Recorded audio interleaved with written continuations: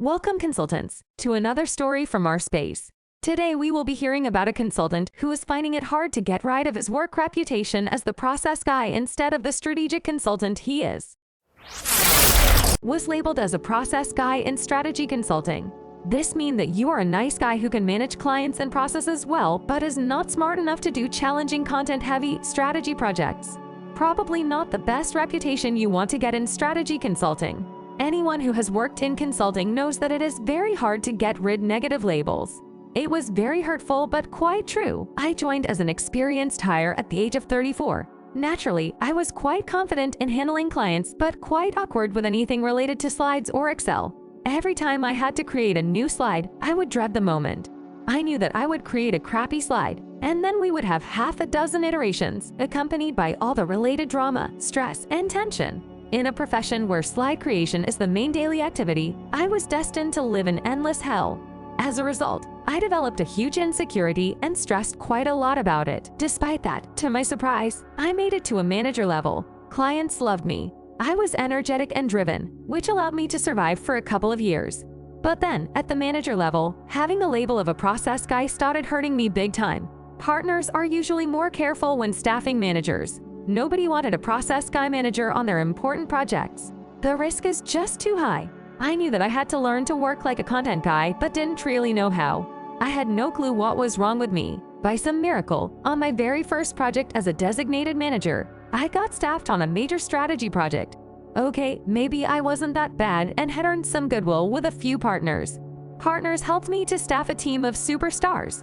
5 high-performing consultants with Tracking Plus, top 30%, or distinctive, top 10% ratings. There was a guy who performed a distinctive level, the highest rating you can get, top 5 to 10%. His name was Alex. You could see immediately that Alex was different. He was a very stable genius, as Trump would probably call him. Alex operated on a different level. I would give him a task, and in 3 days, he would present a polished document that neither I nor partners and clients had anything to add to.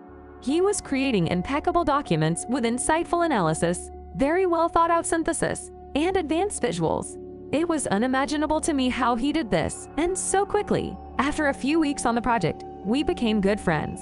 Alex was a very nice guy, but sometimes could come across as arrogant, perhaps because he was a bit reserved, and people assumed that if he was a high performer, he must be arrogant. One day we were working quite late. I told him about my predicament, and that I was labeled as a process guy and had difficulties creating good slides. He laughed a bit and said that he noticed.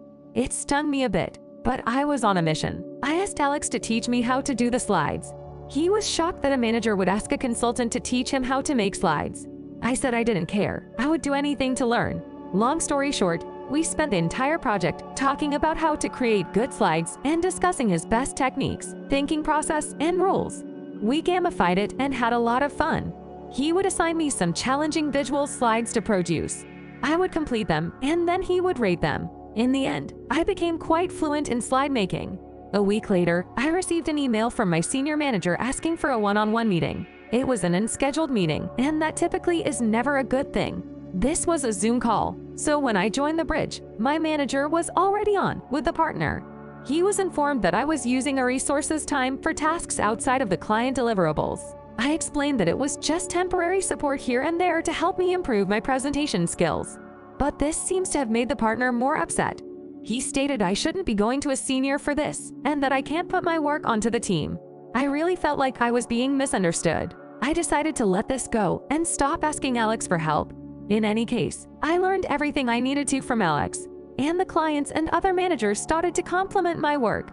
My reputation started to change, and people sought me out for strategic solutioning. But what I failed to pay attention to was my senior manager's worsening behavior toward me. If a client complimented my work in a status call, my manager would make a comment about me needing help to get to that point.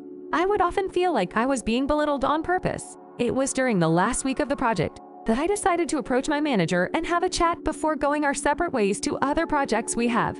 I was very honest and blunt in how I observed his behavior toward me. I was surprised at how little accountability he wanted to take at first. But when he saw that I didn't allow him to gaslight me, I think he had to take me seriously.